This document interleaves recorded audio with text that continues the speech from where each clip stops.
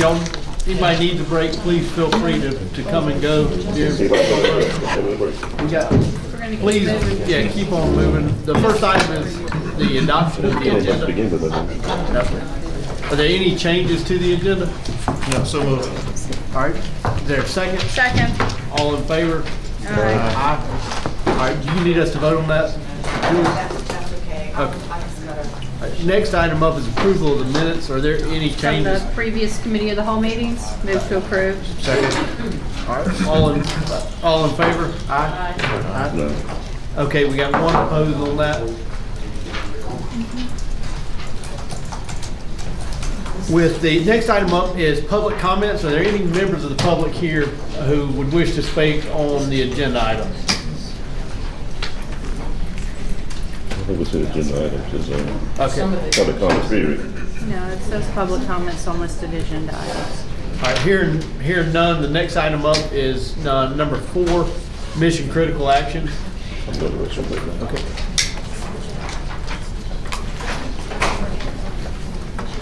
What time was it scheduled? This was 3. 3:05. Yep. So you're about 20 minutes, you're at least 20 minutes ahead of schedule then. Yep. All right, Dr. Postway. Thank you. The mission critical items are in your agenda, and I want to say 2 or 3 things. So first major point, every board meeting between now and the end of June, we will have on each one of your agendas something about the mission critical action. This time we're asking you to take a look at what the state can currently do for low performing schools, and to ask with the staff, do we want to wait for the state to take action, or do we feel that it's incumbent upon us to take a look at what our schools need and take action ourselves? So I know that you are committed to putting what's in students' academic and social emotional learning interests first, as am I. So as we look at what needs to be done, I want to first start by saying almost everything you see here is in state law now. So the first 2 pages in the blue font are for your consideration. We're asking for action on this today, and if you take action today, we will bring back in policy format for first reading. Behind that, pages 3 through 14, I believe, are the sections of state law that show you where these things exist in state law, so that there's the possibility now that the state could do almost all of these actions now. And the final thing I want to just say is that somehow, as we've begun talking about mission critical action, there is some horrible misunderstanding on the streets about the fact that we are recommending closing any high school. And so I want to be very clear about this. There has been no discussion of closing Burke High School, and there's been no discussion of closing North Charleston High School, none whatsoever. So rumors to that effect are damaging, they're misleading, and they take us off track. One of the things that I think we could ask ourselves, for example, at North Charleston High School, is whether it could become a school that operates very much like early college high school. We've seen the success of early college high school. We know that requests to go there exceed the supply of seats already. And this morning, for today and tomorrow, here in the Charleston area, there's a national meeting of those who are interested in youth apprenticeships. The model that Trident Technical College, the Chamber of Commerce, and the 3 local districts have put in place has become a national model already. So why wouldn't we think about converting from a traditional approach a high school like North Charleston High School that really capitalizes on all of the opportunities that are available and hastens the chances for children to be able to move into high-paying jobs. At the meeting this morning, and I'm happy to share the PowerPoint and the 10-minute video they played showing children in our area who enter youth apprenticeships, who are paid as they finish high school. They're paid, they're trained, They get not only their technical degree and career certification paid for, but gave an example of a local young man who is an engineering major at Clemson. The company that he apprenticed for is paying the full tuition. Gave multiple examples of students who purchased their own homes before the age of 22 because they participated in the apprenticeship program. So those kinds of ideas are the sort of rich and robust and relevant kinds of ideas that we need. We've invited the community committees to take part. We're still taking nominations for those committees.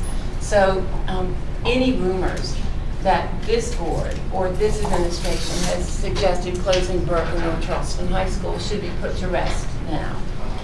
And so I just want to say that in conjunction with mission critical actions and put the policy on the table for your consideration at this meeting, with the understanding we will format it in policy. Okay, what questions or motions, Mr. Jeffrey? So my question is, we're voting on one of these options today, is that what you're saying? Both of these Five options. No. No, you're voting on both of these pages. Those options already exist now. The In law. state superintendent Right. could at the Right. school level. Right. And so what we're asking you to do is vote on a policy that says locally, before the state would step in. We want the opportunity to consider these options, and then the very last sentence on page 2 says the board, with the recommendation from the superintendent, would determine which action is in the best interest of students. All right. Thank you. Okay, Ms. Green? On page 2, Oh, I'm sorry. Yeah, this meeting is SEC being run by Ms. Jeffrey, excuse me. So, would you like to speak? The option 1, Yes, ma'am. what happens to the employees that are not placed? In current law, in proviso 1A12, in current law, the employees have an opportunity to reapply. Right. For our policy, they would have an opportunity to reapply. If they weren't selected for this school, they're still guaranteed a job somewhere in the district. So they would still be guaranteed a job somewhere? Under our current policy, they would be. Now, if it's a state takeover, that might be different. But under this is one of the reasons I'm recommending we have our own local policy to deal with this. Under our policy, the employee would have the right to a job. However, when a school is going to be reconstituted, you give the notice early enough, and that notice requires every teacher in that school to be evaluated that year. So that's not currently the case. Every teacher in every school doesn't have a formal evaluation every year. And suppose that you had teachers whose evaluation were not satisfactory, were unsatisfactory. So would those same teachers then be taken out of that school and put in another school? No, ma'am. The evaluation occurs first, and the evaluation results take precedent over any recommendation to reconstitute. So if a teacher is evaluated and found not effective to work in one school, that teacher isn't able to work in any other school. And so that person is then terminated? Yes, ma'am. Okay, that's what I was. Yes, ma'am. Okay. And we have several different levels of contracts, so it gets a little confusing. It's hard to answer that with any one answer. I have learned to qualify everything I say around this so that there aren't misunderstandings. But the evaluation takes precedent over a reconstitution. Thank you. Yes, ma'am. Any other questions? So just so we can clarify, first off, I think that board members, there are the actual codes in here. And so Joyce, your question is answered in a different way if the state were allowed to do it. I understood that. Yeah, I it's understand. it's interesting having to appear before the State Board of Education. But if I'm hearing you correctly, if we have schools that parallel the schools mentioned in the state code 5918, 1500, the chronically, the 25% students. We would create a policy that says we as a board can do 1 through 10 or any combination. Yes. And then if it's not making progress, then you move to the options, or are all 15 options on the table at the same time? Well, I think all 15 options are on the table at the same time, but the second set only apply if the school has a history. I mean, all of our schools that fall into that category have done various versions of 1 through 10. Yeah, like we've reconstituted. We're absolutely. So members. you're not suggesting a 2-tier process that starts No, I'm today. Okay. No, I'm not. And I would just say, for us, we're talking about, these wouldn't just be the state priority schools. This says for any of our schools. Right. We determine, we as a board using this policy can then determine that these schools need interventions and these are things we can tell you to do. Yes, ma'am. Okay. And I would point out on page 1, number 8 is not in the state requirements involving the Department of Mental Health and the other departments. And number 9, Right. the orientation class for parents is not required in state law. Those are added locally. But again, any combination of those actions. Oh, thank you. I never heard a rumor about North Charleston closing, but in North Charleston High, and I can understand your vision, but when you have a significant amount of students there reading at a 4th grade level, we have a great gap to close before we can even go to greater plights there. I understand the struggle there. That's why I asked about the coaching, teacher coach situation. But going to the Burke comment, when you said that administration didn't say that when the Postal Courier prints it, and so therefore must telling me you printed inaccurate information, it then starts my community to wonder what's going on when we don't print an immediate retraction to that message. But then it's not just that. It's a lot of things that African Americans that I know of are talking and contemplating about signals that we send out that either may not be right or may need a further explanation. And I do agree with you. I think we need to expand upon that a little bit and clear some things up. Happy to do that. We met with the parent cabinet. We met with principals. We went to present to the District 20 constituent board, and there didn't seem to be any confusion there, but clearly there is some confusion. So if you know of specific ways to get that rumor corrected, it would be great to be able to do that. Thank you. Thank you. Question on this applies to an annual review of all schools. When will that be, or when will if this approved today, when will that be coming forward?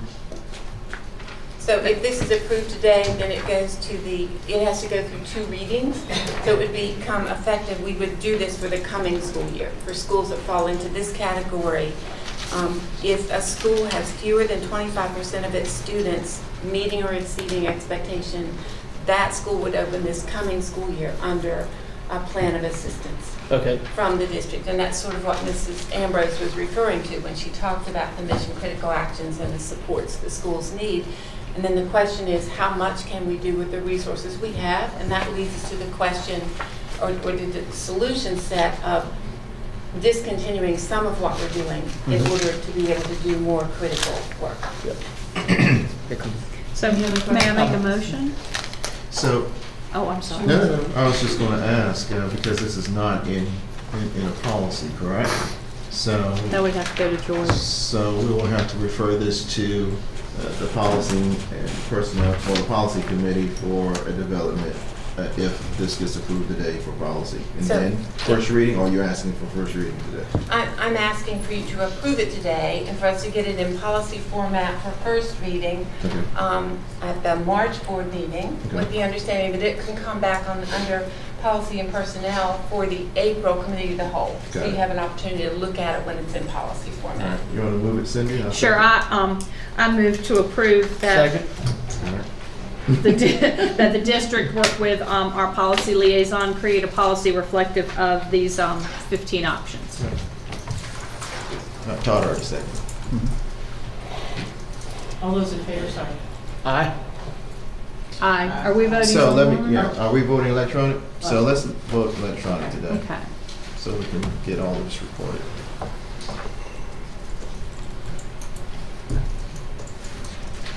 Do you need? All right, I'm gonna, okay, She so has you an good, option you're good, for him. he's not here. Right, she has an option for not. So I did not vote for Reverend Collins, just for the record. So- Okay, textbook adoption. I'll ask the team to come on up. I don't know, probably eating.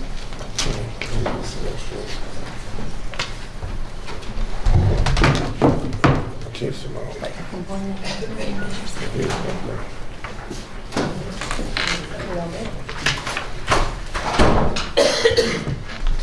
Good afternoon, all. I'm Christy James. I work with services and am also the textbook coordinator for the district. This year, the state, during their caravan, opted for 7 courses that they wanted us to make selections for. And those were 3 math courses, Algebra 1, 2, and Geometry, as well as 4 CTE courses, including AP Computer Science, Fundamentals of Computing, and then Computer Programming, that's both for Java and C++. There, we followed a protocol. We work with a school-based textbook coordinator at each school, and they help make sure that we had somebody in place to attend the caravan, which was sponsored by the state. There were different locations throughout the state. Ours was on February 20th. I skipped over a couple things, sorry. So the state actually, let me start at the beginning. The state actually vets the publishers and gives us a slate of options that meet the state's criteria. And then from there, we find out which courses they're going to potentially fund. All right, right now, we don't know that any of the funding has been approved by the state, but these are the courses they've prioritized. And then we have a content area subcommittee that makes the selection. So these are folks who actually teach Algebra 1, folks who are actually teaching the CTE courses. So they're familiar with the standards, and they evaluated all of those options. Then they attended the caravan, which is where the publishers were, so the publishers were able to show them all the different options. From there, we also had school-based reviews, and so each school had some sort of event, either in conjunction with a PTA meeting or some other school meeting, or had a permanent display in their office or another area where the public would be able to come in. And then we also hosted a district public review here in the boardroom as well on February 21st. So based on the feedback from those content area selection committee, based on the input we got from the public, the content area selection committees made recommendations, and that's what we're here to present. I move to approve the recommended textbook. Second. I have one question. Yes, ma'am. So to be clear, these aren't creating new courses. These are textbook adoption for existing courses. Yes, ma'am. Okay. And is it a typo on the page labeled textbook adoption recommendation letter for Algebra 2? It looks like that's the same as the Algebra. Yes, That should be an yes, Algebra it 2 is, book? yes. Okay, thank you. I'm sorry, I do have an updated copy of that. I'll get that submitted. No problem. And I just want to remind everyone that even though we adopt these textbooks, it doesn't mean we're going to get them. Yeah. And that is the Two case very different things. what happened last year, we went through this and the state did not fund any of those. So we're hoping to get these as well as what was selected last year. Oh, cool. But that has not been approved by the state yet. Question. So let me answer this, if the book is adopted and approved by the state, the funding for it, and they distribute it throughout the district, are the teachers then obligated to teach from that book as their primary source? No. So It tell me how it becomes works. one of the tools available to the teachers. All right, so then, No textbook is going to perfectly match every course's Right. standards, so I understand that part. I guess what I'm asking is, when a teacher is on the internet, get their resources from multiple sources, compile it, give it to the children, but never really use the book. And so maybe gets 5% use, or it sits on the shelf somewhere in the classroom most of the time. Doesn't that defeat the purpose of what you're doing? If I could step in and answer that, our textbooks are a primary source for our teachers. Mhm. If we have any issues, we can work on that on a case-by-case basis. But it is a primary source to supplement that curriculum, and that curriculum's aligned with the standards. Well, I understand that well. But I don't mean one school now. I'm talking about multiple schools, a lot of our schools that, I'm going to the district, I can tell you this now, a lot of the math books are sitting on the shelf. They're hardly ever used.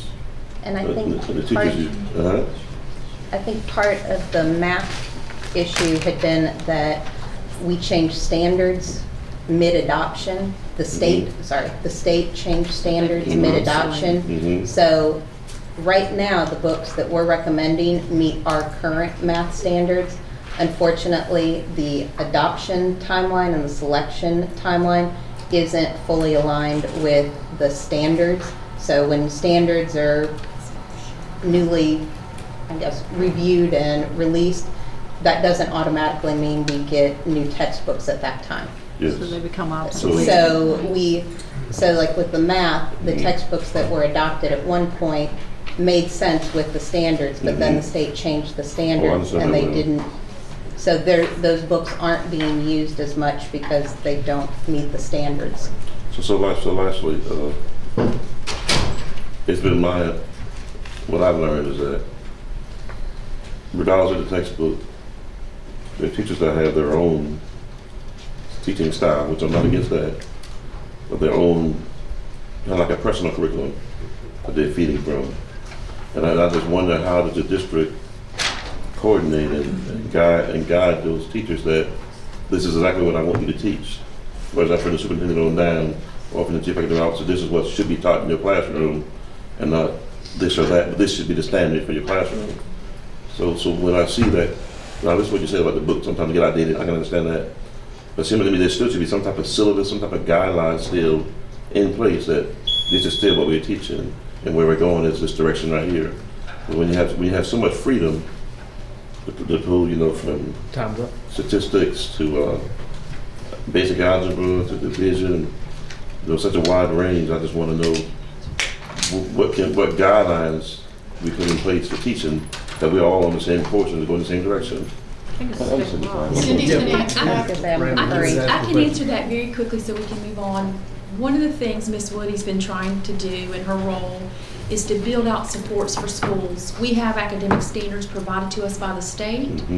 Miss Woody's built a team that's working with schools in the implementation of those standards. We're looking for resources and materials that support that standards. We're looking at coaching to make sure that we've got alignment between the written, taught, and tested curriculum. That is work that's underway, and if we have any particular matters, we'll have to address that going on. You understand why I asked the question, right? When we look at our math data, especially for minority children, it's way off the mark. And that's stemming from something that I think we're doing as a district and not the children. So we got to fix it some kind of way. Why are the children so far behind in math? We have There's talked a reason lot for it. about poor curriculum. Yes, there's a reason for it. Okay, thank you. Sure. I'm still waiting on Mrs. Green and Reverend Collins. I voted twice. Can you tell me 'cause it's not showing up? Can you? What's your vote? Vote again. What's your vote? What's Mr. your- I vote yes. I'm gonna change it this time.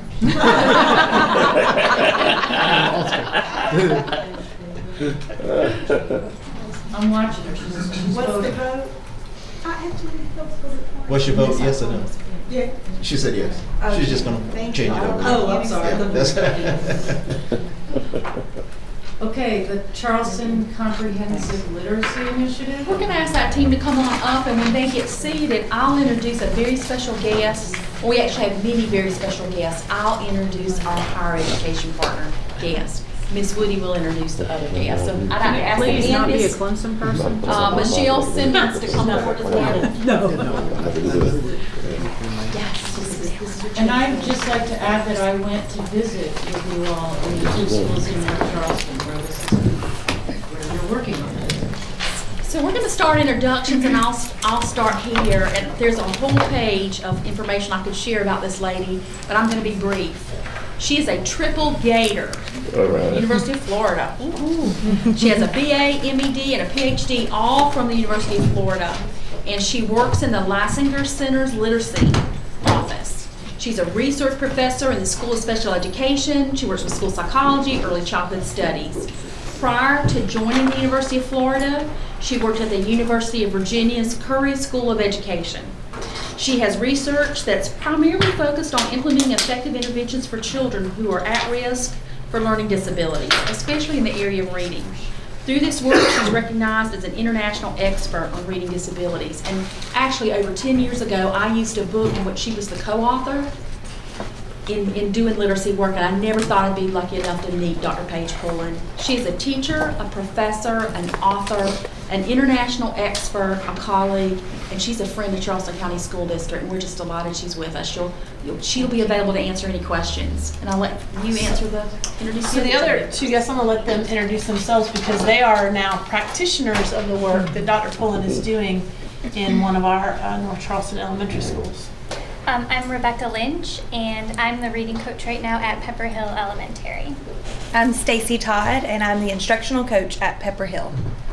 And I'm Jessica Richards, ELA and Literacy Coordinator here in Charleston. And of course, you know Michelle Simmons, who, as leader of the elementary learning community, has a real passion and interest for literacy. so our work with Dr. Pullen began around how do we guarantee, how do we move toward the guarantee of all elementary school teachers having this foundational literacy skill abilities to teach children to read and to read at high levels. And so that began our conversation, and so led to this deep dive around literacy and what we will, where we will plug holes that we see.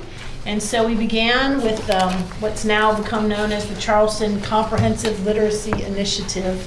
And there's got multiple phases to that, but much of that work this year is taking place in Pepperhill and Pinehurst. And here's some pictures from the day, and there's Priscilla in the red right there down on the floor with children.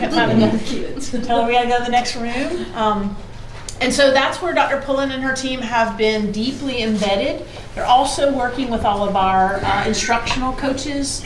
They are working on, they worked with our summer reading camp, the folks that were doing our Read to Succeed summer reading camps. In multiple phases of trying to make sure that those foundational skills are being taught so that children will shore up some of those reading deficits that we've been seeing. So here's the vision for that, kind of nicely encapsulated about our vision about working with CCLI. And they also have a nice graphic here about then the different phases for the program. But I really wanted to give you a chance to hear from the coaches who are doing that work and working with teachers in that, so they could have a chance to say how that's going and what they're seeing. So up on the board right now, y'all see our journey at Pepperhill, and we're just going to tell you a little bit about that. So in the beginning of the school year in August, we launched with an initial training with Dr. Pullen and her team. They came and provided a day and a half of instruction for our teachers, not only on the model, but also the background foundation of what they needed to know with literacy. And then from there, we had our teachers create a database group. We looked at our fall data and we instructed them to try to pick their bubble group of kids, so not the kids who are already going to get the extra help and intervention, but that other group that they singled out as needing the extra help to get to grade level. So we had every classroom choose one group, and then we started coaching cycles with them, where Stacy and I went in and we helped with modeling and planning and working through using it. So from there, that leads to our next stop, which was that we established model classrooms for each grade level. We picked one teacher who's a real go-getter with literacy, and we helped them to really try to start perfecting the model in order to bring others in to see them and to learn more about it. And then we continued, and one of the essential things about this was that Dr. Poulin and her team, we had their continued support. They kept coming back to not only provide PD, but they also went into our classrooms to model, to observe, and to give feedback, which helped build capacity in Stacy and I to do the same. And then around December, we started to do a needs assessment with our teachers and see what areas they needed help in, and that's where we've been targeting them. And then on that February 15th date, Dr. Poulin's team created sessions that were really individualized to what our teachers needed to move forward with it. So after that, we started building capacity. So we initially had one group within each classroom, and then we want to expand that across groups and across grade levels so that we have more and more teachers and students experiencing this model. So we have lots of teachers observing these model classroom and then going back and trying to implement the things within their classrooms with their students. Right now, we're just working on strengthening our practice and scaling to serve more students within our school. We have a couple of quotes from teachers that I want to point out. It's refreshing to have more than just a one-stop PD. So as a former CCSD teacher and now I'm a coach, a lot of times we've got that couple days PD and then it's off to your classroom and go implement this model, and we want to see success. This model is not like that, so we have support every month along the way, and to me, if we want to close that achievement gap, that's the way to do it. We need ongoing support. And then another teacher, this kind of support is crucial to implementing the model. I would like to point out that the two coaches at this school, that was a part of our targeted supports for schools. And working with Michelle English-Watson and her team, we were able to pull Title I set-aside dollars to provide some additional coaches to the schools that need them the most. So they have a primary coach and an elementary coach. We ready for questions? Can I make a statement? I went to both of these schools and I watched this, and what I always look for when I go into schools is to see if kids are truly engaged. And that means when 8 of us walk in a room, if they continue to do what they're doing and engaged, which they did. And I'm an early childhood, even though I never taught early childhood, that's my training.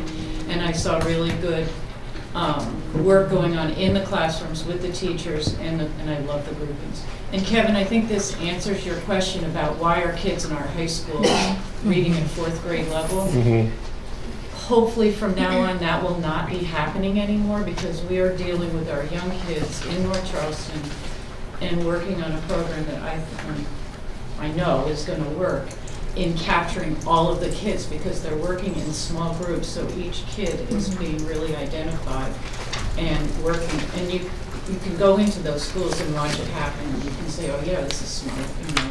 That's interesting. They're it's saying really impressive. Some studies show now that, and that's some of the things we're talking about tonight, is that you have to engage kids at age level 2 in order to give them the necessary information and tools that they need before they get to school, so they can be on track. So that's the discussion that we're having in our community now, Right. of how to make sure that we get into that tier Right.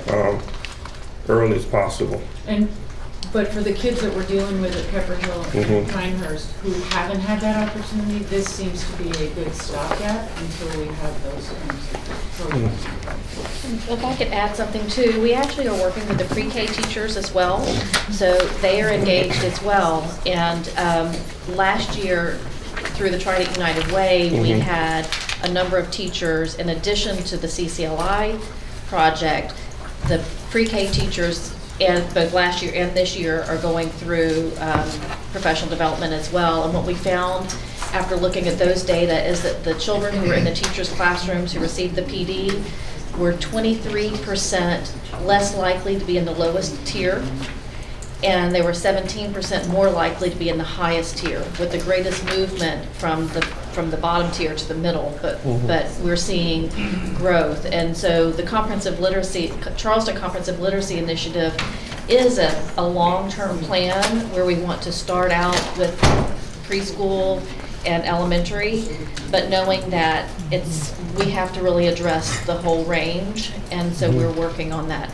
Question. On expanding. Is it possible, I know it's a long-range goal, but is it possible that these daycares that are in Charleston County can all be on one formatted way to deal with kids that come into their environment, that may can kind of help lessen the load when they get ready to get into the regular school system?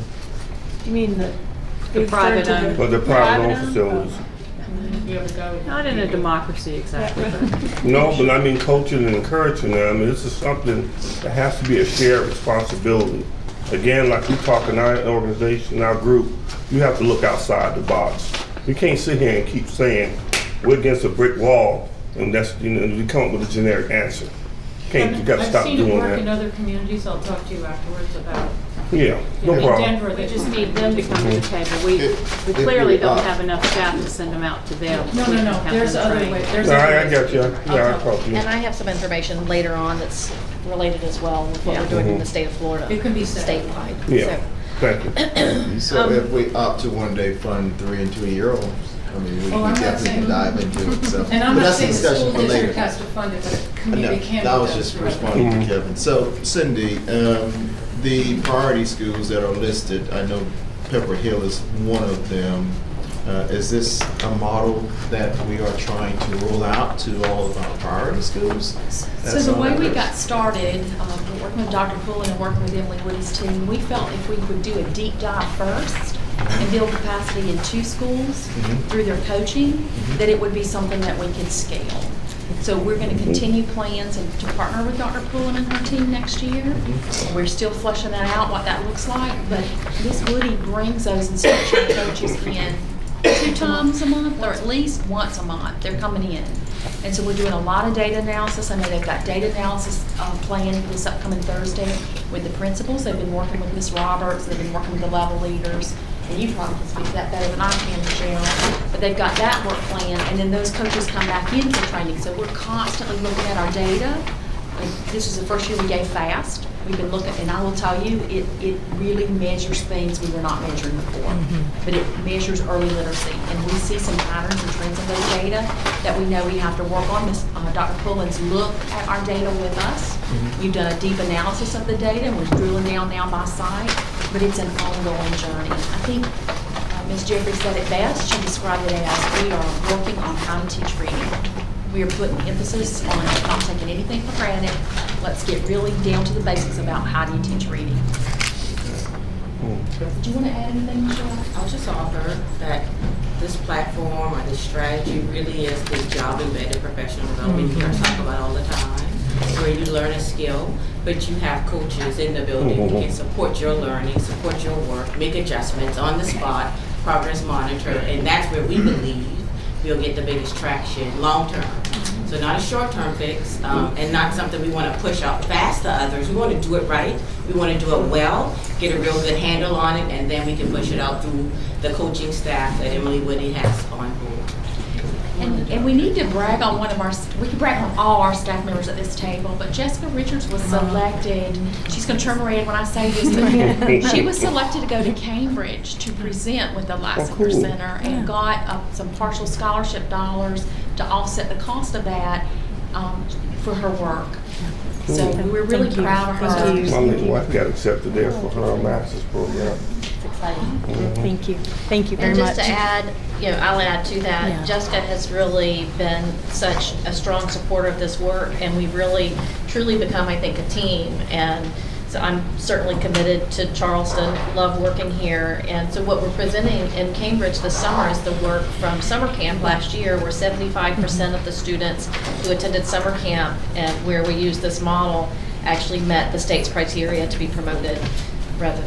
So 75% of the kids who were in danger of being retained actually met that benchmark. So Cindy, did you Dr. have a Fuller, you question?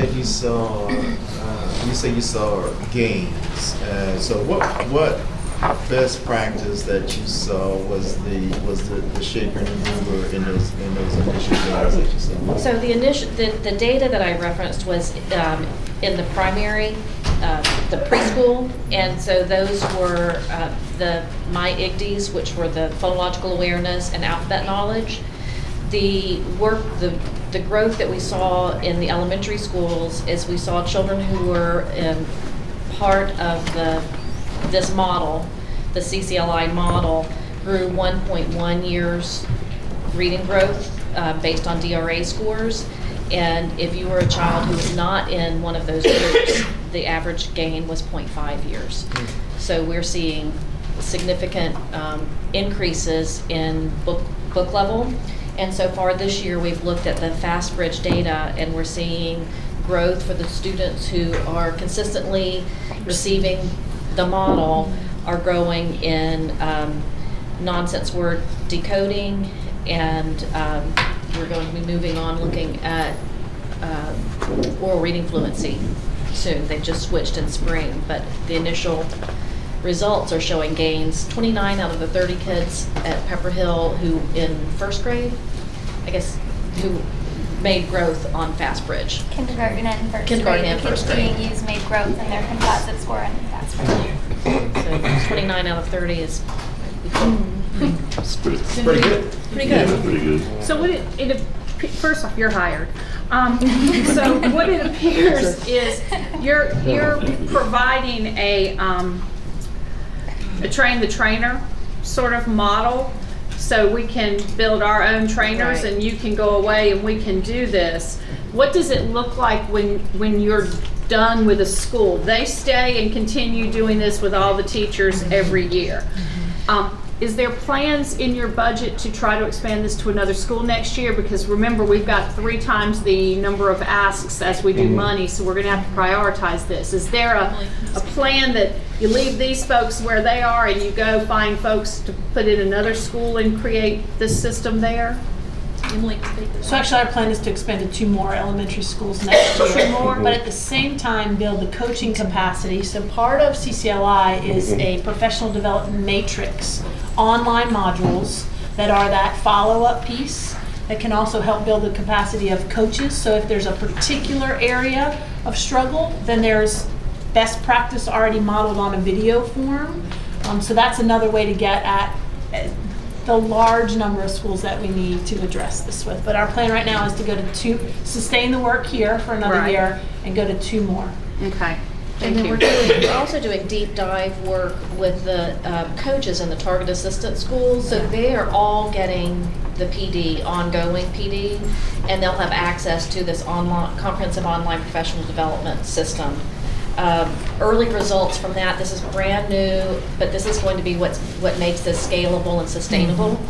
Our early results in Florida, where we're piloting it, teachers made substantial growth in their knowledge, and I actually am I'm going to be calculating effect sizes for the first 150 teachers and their students this afternoon on their student outcomes. So teachers who actually went through this online professional development, is it actually changing their knowledge? And teachers went from an average of 33% on pre-test to about 87% on post-test. And then we're looking at the gains for the students this afternoon. So, and that's what we'll be offering to these teachers as well. And I've just got one question. With respect to, the other, 40 elementary schools out there, that are principals, and I guess this is more of a question for you, are principals looking at the data as well? Yes, they are. Okay. And I know that Ms. Roberts and Ms. Simmons and Dr. Williams and Ms. Randall, they've all sat down and thought about what we're doing at principal meeting this week. We're constantly, and we're asking principals to bring their coaches with them. So we've got 2 individuals from the schools looking at data. Okay. Yeah. All right, that was it. How do you assess which of our schools this model is working for? We wanted people who were committed this first round. We did an application process. We felt like you needed buy-in. We felt like your staff needed buy-in. So Emily can probably speak to that better than I, but schools had to apply and demonstrate a willingness and a commitment. Oh, that's cool. And the principals of the 2 schools that I went to are really, really committed. That was his first round, is how we approached that. And we wanted to make sure it was targeted support schools. This case there was, because it put put a second coach in the building to help build that capacity piece. The other thing we saw too is that both these schools have pretty large ELL populations. So we wanted to see what how the effect would be on that particular student population, knowing that accountability takes into both of those, and to see if that's perhaps something we tweak in our service model for our ELL students. So that was another. Can you define ELL for English language learners. And that's a growing population in our district. Particular way of finding her. Okay. And Pepperhill too. Yeah. She got it. Up on the Ashley. Is that, any more questions? Thank you. Thank you so much. Thank you. Thank you. Comprehensive health. Ask that team to come on up. Thank you, ladies. Thank you. Thank you so much. Oh.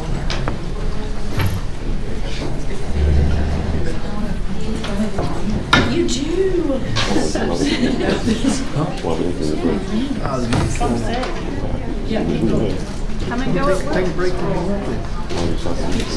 So let me introduce, this is Holly Cutt, and this fall we hired her as our district instructional specialist for health and PE. So today we will talk a little bit about comprehensive health education in the district. So what you here? So the slide you see here is basic duties that fall under my umbrella at this point. But the main goal is curriculum and instruction to support the teachers and the principals and guidance when it comes to our health and PE curriculum that we have in here. So the first, Somebody's gonna need to. You've got. She wants that. She was gonna actually. actually go to the link. So the first link that says the comprehensive health plan, this is actually what is posted on our CCSD school website. So any of our public parents, anybody interested in Charleston County can see what it is that we offer within our programs. It's not clicking up. It's clicking on their computer. Okay, so you can see. So it will take you through elementary. They can click.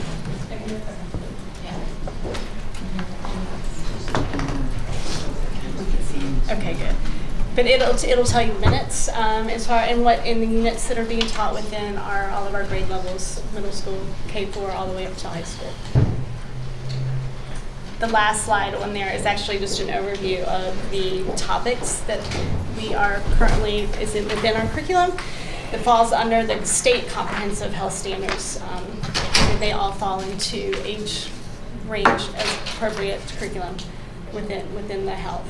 And so we did leave a sample of what we have provided so far with the high school curriculum. So we developed this. I started in November. And obviously you guys know that textbooks are out of date and we don't have a lot of resources. So this was a way to get all of our teachers with some type of coherency within our curriculum so that they have a guide as to what they're teaching and extra resources that they can use that follow that state comprehensive plan.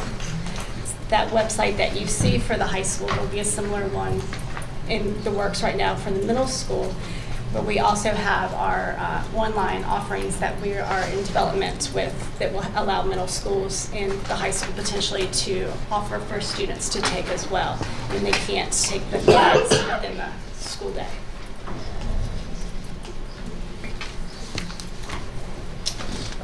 Questions?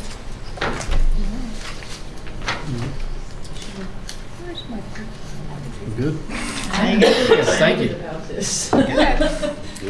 We're excited too, and part of our ask for the budget was through her work when she did an analysis of our PE offerings. It's really great to have her on board. Holly spent almost her entire time since November. How many more schools do you have? I have 4 schools left. Visiting every school in the district to sit down and talk about health and PE and get a status check and do that audit work for us. Thank you so much. Yep. Pleasure. Thank Any you. questions?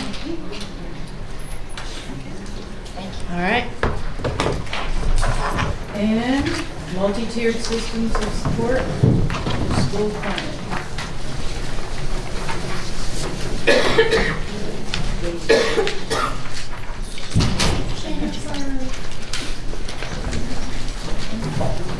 Good afternoon. Thank you.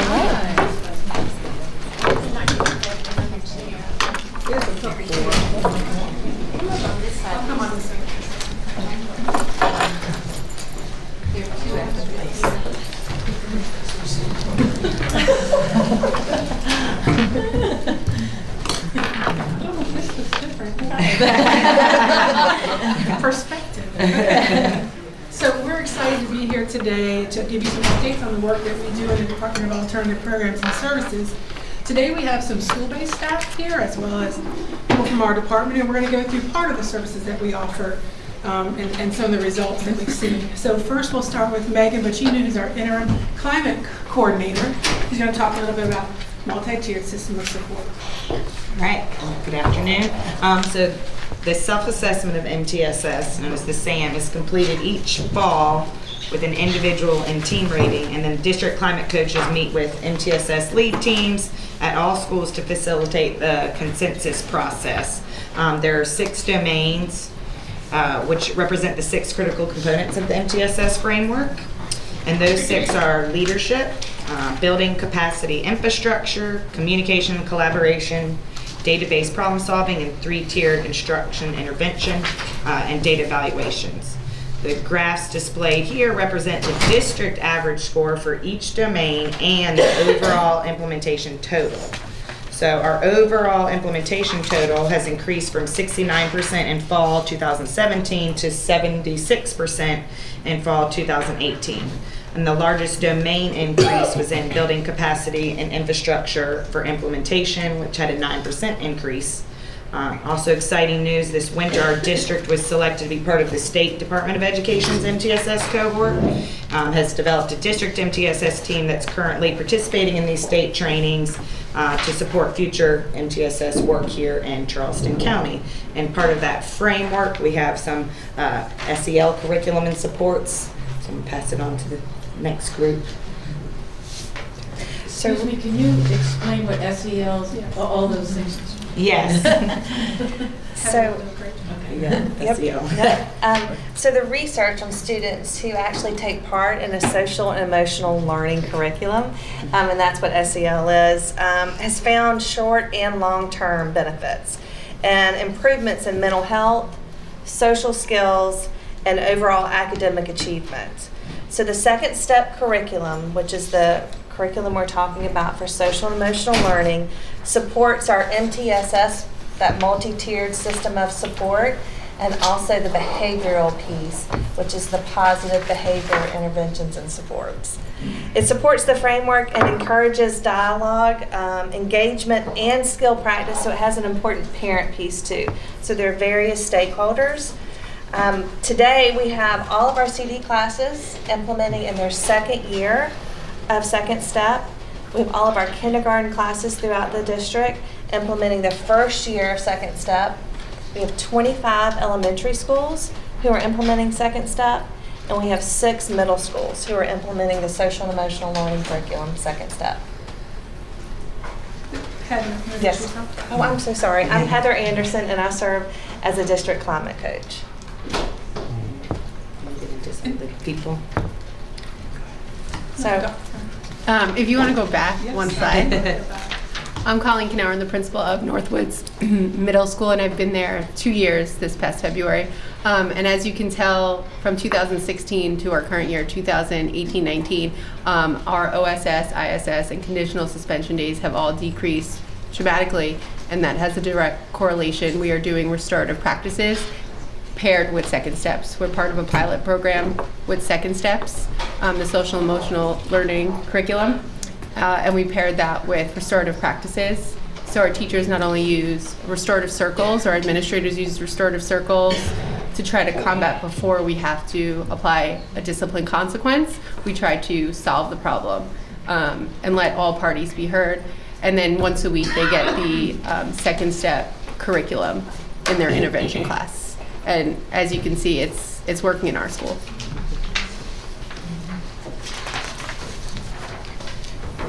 All right, guys, I'm Shelby Gist. I'm the counselor at Oakland Elementary School, and providing second step instruction in a very systematic way in our schools, we've seen growth in children's ability to focus, have empathy, manage their emotions, and problem solve. I'm Casey Cartledge. I'm a third grade teacher at Oakland, and I've been able to witness firsthand how the Second Step program has contributed to an increase in overall academic engagement time while promoting a positive culture and climate in our school. Oakland had the highest percentage of students meet their growth targets in the West Ashley Elementary Schools on MAP reading for winter. And I'm Erin Tice. I teach 5th grade at North Charleston Elementary. Second Step, this is my second year teaching it, and it's not just a lesson I do on Monday, it's part of my whole classroom foundation. And it's helped my students be able to really work through problem-solving strategies, name their emotion, and self-regulate their emotions in the classroom, which is obviously evident for our level 1 and 2 referrals have dramatically decreased, and our MAP growth has increased the most this year compared to our past years in North Charleston. And so specifically to the graphs on the board, those are just a few of our pilot schools, but those numbers are numbers of students who receive referrals. And so on the left with our middle schools, you can see 2 years data, and then the green is this current year. So that's the actual number of students who've received referrals being reduced. And that's what we would like to see, is that the number of students having incidents that need a referral is reduced, so that therefore the teachers have less referrals to write and more can get done in the classroom. We also want to talk a little bit about some district-wide data that we have at this point in the year. So students without a single incident so far in this school year are 41,503, which is 83% of the student population has 0 referrals. Last year, at the end of the year, we were at 72%. So we have a couple months left to go. We know spring break is around the corner, but we still feel like we're going to beat that 72% from last year and have more students without discipline referrals across the district. One thing that we are really targeted on and working with our partners at Review 360 is looking at data of students who have a lot of referrals. So we did find a portion of students that have more than 30 office referrals, and that's concerning to us, that may or may not have gone through our disciplinary process. And so you can see that right now we have 75 students across the district who have more than 30 referrals, which is 0.15%, but that can cause a lot of disruption in classrooms. And so our new goal is to look at that data and begin to review those students and reach out to schools to see what additional supports they may need. And then we wanted to just share with you the types of referrals that we're seeing across the district. So this is broken out by level. So at the elementary level, most referrals are hit, kick, push student. At the middle school level, it's refusal to obey. At the high school level, it's refusal to obey. And then for our charter schools, it's refusal to obey. And then in our alternative or special schools, it's also refusal to obey. So we see a trend in our secondary programs. And so now working with schools on how to address those trends and what does refusal to obey mean in those schools. And then you see number 2 is also in the high schools cutting, which is the very targeted behavior that we hope to help the high schools to address. And I'm pinch hitting those slides for Ms. Coakley. She's sick today. I'm sure you would have rather heard all that from her. Would you mention where Ms. Goodwine is? Oh yes, and I'm sorry, Ms. Goodwine is actually providing direct support to one of our high schools. She's there now a couple days a week, and so she couldn't join us today. Good afternoon. I'm Tasha Joyner. I'm one of the district climate coaches as well. So what you see on this slide is the school supports and services that we provided during the first semester. So a part of our department is to offer a wide variety of services that provide prevention and intervention supports to not only students, but teachers, administration, and families across CCSD. These supports and trainings for schools can be addressed through the DAP support request form, which is found in Data Central. The table highlights the number of DAP requests or services provided by various departments members over the course of the first semester.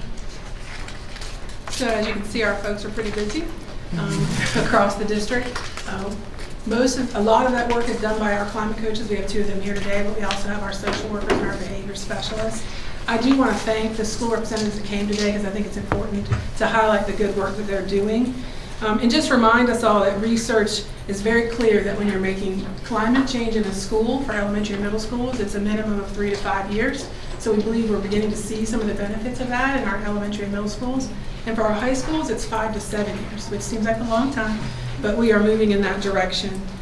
During this first semester, we provided over 50 professional development sessions on days where we could do that. But then we also support schools and principals in the building. And we have actually, to this date, worked with or trained 3,911 individuals. And that they could come more than once, and they count more than once. We'll take their credit multiple times. But we are trying to reach as many staff members for classroom management, PD, MTSS training, whatever the schools need. We're going out and doing that during their teacher curriculum team meetings or faculty meetings, however they need it presented. So we do look forward to coming back to the Committee of the Whole next month to give you some more information on our remaining areas of support, which would be mental health, our PBIS initiative, or Positive Behavior Initiative, our drug and alcohol supports, and truancy.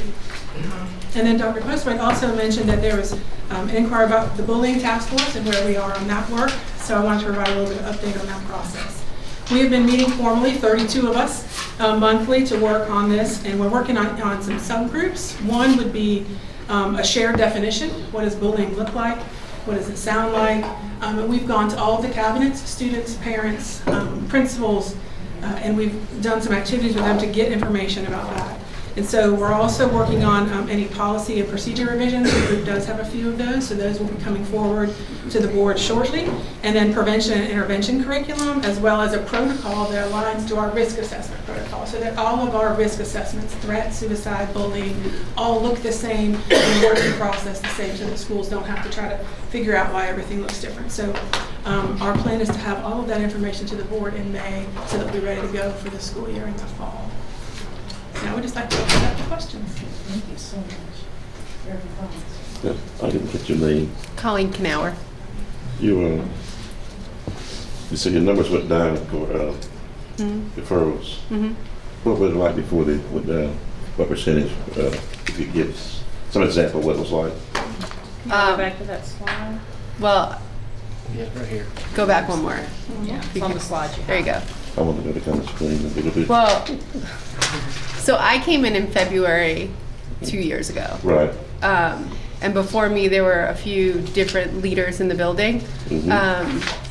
So a majority of our school had to get used to a different leadership style, different systems in place. So that 2016-17 school year was sort of a wash, I'm going to say. I really just observed for the last few months.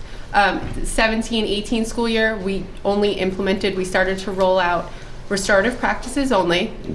And I told the staff it was going to be, with Ms. Coker, a 3 to 5 year process. We were slowly rolling it out. We also started PBIS in 2017-18. And then this year, we jumped on top of that and added second steps and capturing kids' hearts. So it all sort of falls into the umbrella. And Ms. Joyner is our climate coach and comes weekly to our MTSS meetings, our PBIS meetings. So really, we've taken a holistic approach to changing the culture and climate. The numbers on top of the boxes, or the number of referrals? That's for level 1 and 2. And on the right is level 3. And the right is level 3. And so those are number of students with referrals. So yeah, that's the actual number of referrals. But the ones that are violent are which ones? Level 3. That's the red box? It's the smallest, 32, it says. It says level 3 on it. It's the green box, but... The green box, okay. Yep. The green box on the right-hand side is level 3 offenses. So from 2018 to 2019, that's 713? No. That's level 1 and 2. It says level 3. Guess I'm a little confused. It's 32. 32. See where there's 130 and then 82. The last one? Very last one. 130. So it was 713. 713 is level 1 and 2. Level 1 is teacher managed. Level 2 is minor disciplinary infractions. And level 3. And level 3 is usually OSS or referral for DAP. So you'll say the number of fights now are not quite a bit at your school? Oh yeah, because of restorative circles and second steps. If we hear any word of anything, we immediately go into a circle with all parties and talk it out. Yeah. And talk about the pros and cons of fighting. Because I did some reading at what I read a while back, but it mentioned your school. It's having quite a lot of fights. And, Back in 2015, 16, the arrests. Yes. Was recognized in the state one of the most violent schools. So I'm glad to see that you bringing those numbers down. She's a rock star. So then, well, maybe on one side, when the grades skyrocket too, then we give it a rock star status. We're gonna get both of them. You're welcome to come by any day. We will. But I'm glad to hear that you're making gains, making progress on this. That really was my concern. Well, in order for, like you said, in order for test scores to go up, and we're starting to see it a little bit this year, but last year we had to focus on climate and culture, and I reached out to Ms. Coker and Ms. Joyner to try to get these things in place so that we could get students that wanted to come to school and like coming to school, teachers that wanted to come to school and like coming to school. Now we can start focusing on the academic piece And have a this friendly year. environment. Yep. Absolutely. Thank you so much. Are you done? Any other questions? So PBIS, how do teachers feel about it? Most teachers. Me? Yeah. They love it because I do PBIS. We do it with the faculty as well. So what we, if you want the students to buy in and you want the teachers to buy in, you have to do it with both levels. The students love PBIS because they get rewarded for doing great things, and we recognize when someone that maybe doesn't get recognition is finally doing something positive, and the teachers get the same recognition. So we do PBIS with them, little things down to monthly awards. We have these monthly awards at our faculty meeting, and the teachers vote on it. We do a fluff the nest where everyone writes notes at the beginning of the faculty meeting, and you get them in your mailbox. I like to think the teachers are enjoying it and like PBIS themselves. I haven't heard anything different. And when you use restorative justice, what does that play into? So restorative circles, restorative justice, practice, however it goes, is if sometimes it's team building community. So a lot of teachers use circles in the morning just to check the temperature. Lots of different ways they can do. You just go around in a circle, give a 1 to 5. 1, I'm not ready for the day, I'm having a tough time. 5, I'm super pumped. And just gauging the temperature. They'll do a thumbs up, thumbs down, middle of the road. So teachers use it as building climate within the classroom. We've done it as a faculty, building climate with our staff. And restorative circles is when you have an issue. And there's certain questions you ask to the members in the circle to try to get to the bottom, the cause, the root of the problem. And then we come up with a solution that everyone agrees on. Okay. Let me ask you this. Where'd you place Delta at? Or that's something up there that you got over there? Delta? Please don't say Clemson. No, I'm an AKA from South Carolina State University. Go, girl. Go Bulldogs. Are there any other questions? Thank you. Thank you.